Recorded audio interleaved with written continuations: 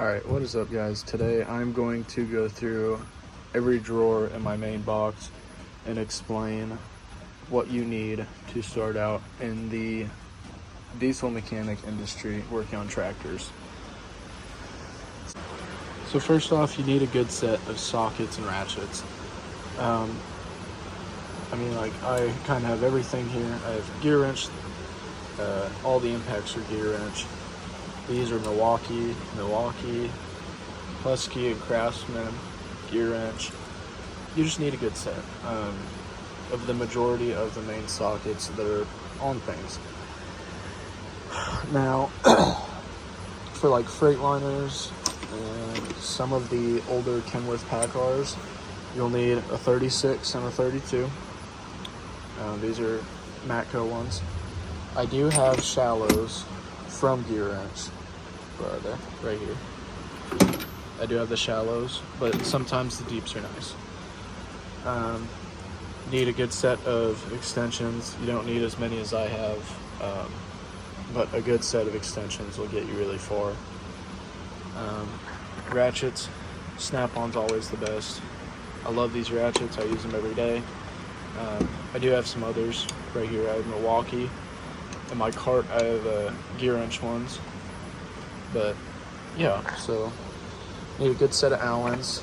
This is Cornwell's long Allen set. It's kind of just generic.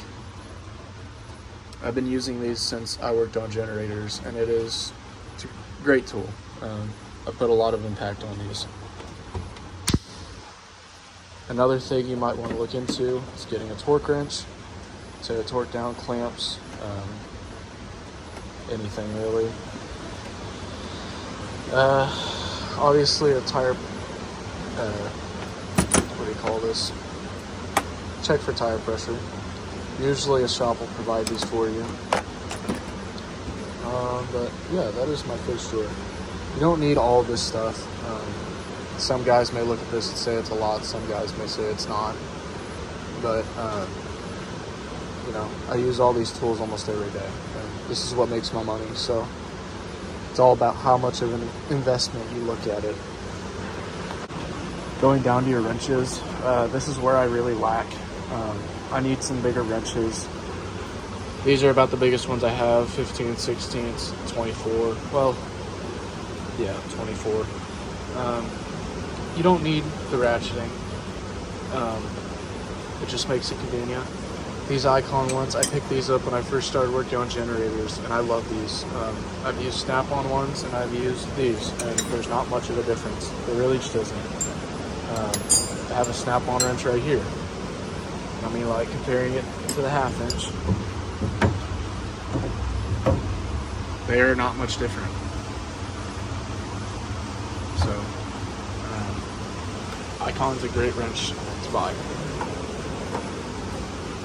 Another thing to note is organization.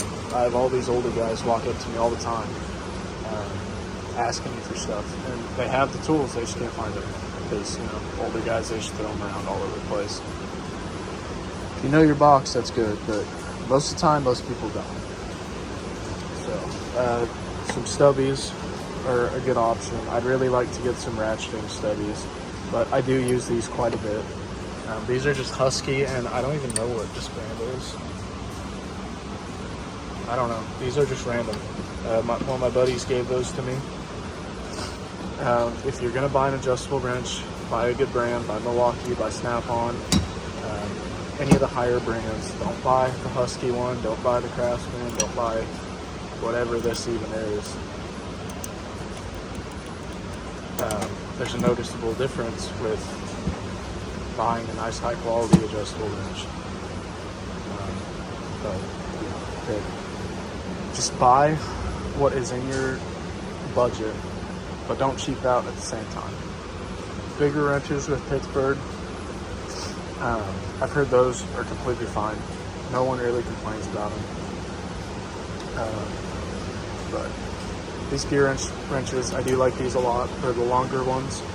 So if I can't break them loose with that, I'll come over and grab these. But yeah, so that is my wrench drawer. So if you're starting out in the diesel mechanic industry, you're probably going to be changing a lot of tires. And if you're kind of a skinnier built guy like me, you'll want a pry bar. This is the longest pry bar that they sell at Home Depot by Husky. And it's a good pry bar. I really like it. It works really well for what I need it for. Okay, so back to what I was saying. This pry bar is good to change out tires. A lot easier to maneuver a tire when you're a smaller guy. These are good to line bolts. Obviously, it's what they're intended for, but I don't know what brand these are. K-Tool. They're really good. I really like them. Need a good set of screwdrivers. I got some Snap-on screwdrivers and Milwaukee screwdrivers in my cart. They all do the same thing. I really like the handle on these, obviously. I'd say it's a good buy. I don't know. I got, again, a Milwaukee set of picks in my cart and the Snap-on picks in my box. I like these. I've used them quite a bit, change out seals and whatnot. You need at least one good chisel, I'd say. One good file, whatever you want to call this. I use these quite a bit.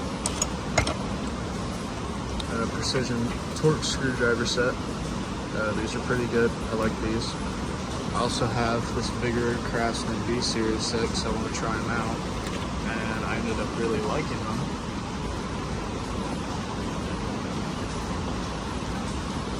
Fit well in your hand. It's magnetic. But other than that, you don't need these. This is more of an automotive thing, but I bought them because they're $9 for a set at O'Reilly's. You won't need a bunch of these Allens of any size, just to, whenever you need to cut them down to make stuff work. I have quite a few of these in my cart, but I had to take this one out because I had to cut it. These are Cornwell punches. I really like these, they're really good. But just to start out, in this drawer, you just need a good pick set, good screwdriver set, and a pry bar is a must. Next drawer, the only real thing I would say you really need to start out for your first couple months is an oil filter wrench and just generic pliers. Gear Wrench makes a really good set. It's like a 5-piece. It comes with this one, and these generic pliers, and some wire cutters. Yeah, that's a good set. Other than that, the rest of the stuff you can get by without it, but definitely don't need this. I don't even know why I have this. I haven't used it much yet. So this drawer gets tricky. You got to pick one brand and stick with it. That is the way you will save the most money. But I'd say you need a 3/8 ratchet, make life easier, and a 1/2-inch impact. Other than that, you can pretty much get by. Yeah, I don't know. I really like my Milwaukee stuff. So, again, with tires, you'll want a hammer. Want some sort of sledge, but these will do the job if you need it to. I really like this Milwaukee set. Bought these over the Snap-on. Kind of just wanted to try them out. No one else I knew had them. Yeah, coolant pressure tester does come in handy, but if you're just starting out, you really don't need that. Most shops have that for you. I got some pipe wrenches over here. I don't use these a ton here. I use them more working on natural gas generators than I do here. So, torch is always nice for wiring. This is I got this off the Cornwell truck. Apparently this is the same brand that makes them for Snap-on. And it does feel pretty similar, the way it ignites and everything. So this is a good torch. And adjust how much flame comes out with this little dial right here. Yeah, that's for this drawer. So ran acid storage, so I'm gonna try to make this pretty quick. Do not buy this light, it's not worth it. Only lasts for like an hour. magnet's already fallen apart on it. I've hardly used it. Instead, this Rover light is a much better option. That's pretty bright. And the one I'm using up here, it's a gear wrench kind of wing light ordeal. A face lamp will make your life a lot easier if you don't have good lighting in a shop. This is a Milwaukee one. I really like it. And then the next drawer, really, I'd say PB Blaster and some brake clean. Really, all the chemicals you really need. If you're looking for an air leak, soapy water is a good one. But yeah, so that is it. If you guys have anything to add to it, put it in the comments. Hope you guys like the video, and that's it.